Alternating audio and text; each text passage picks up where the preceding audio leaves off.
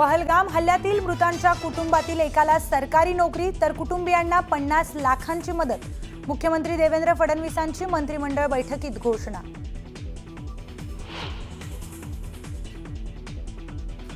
पहलगाम दहशतवादी हल्ल्याच्या पार्श्वभूमीवर सरकारच्या हालचाली सुरू।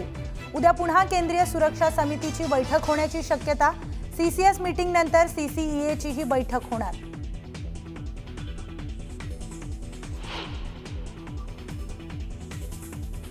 जबाबदारी घेण्याच्या वेळी गायब असं कॅप्शन देत काँग्रेसच्या ट्विटरवरून पंतप्रधान मोदींवर आक्षेपार्ह पोस्ट, तर काँग्रेस का हात पाकिस्तान के साथ म्हणत भाजपकडून जोरदार पलटवार।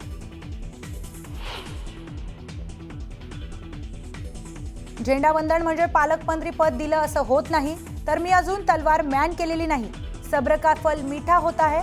रायगडच्या पालकमंत्री पदाच्या तिढ्यावरून भरत गोगावलेंचं सूचक विधान।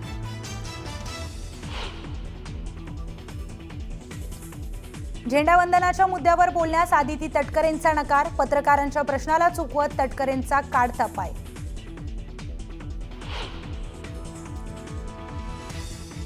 तुळजाभवानी मंदिरात व्हीआयपी दर्शन पास घोटाळ्याचा आरोप। मोफत दर्शन पासची 4 ते 5 हजारांना विक्री होत असल्याचा पुजारी आणि आमदार कैलास पाटलांचा आरोप।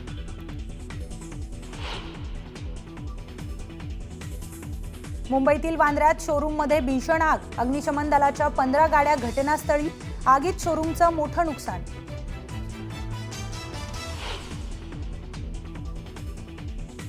नाशिकच्या वणीगडावर भाविकांच्या वाहनाला अपघात। सप्तशृंगी देवीच्या दर्शनासाठी जाताना वाहन उलटून झालेल्या अपघातात अनेक भाविक जखमी।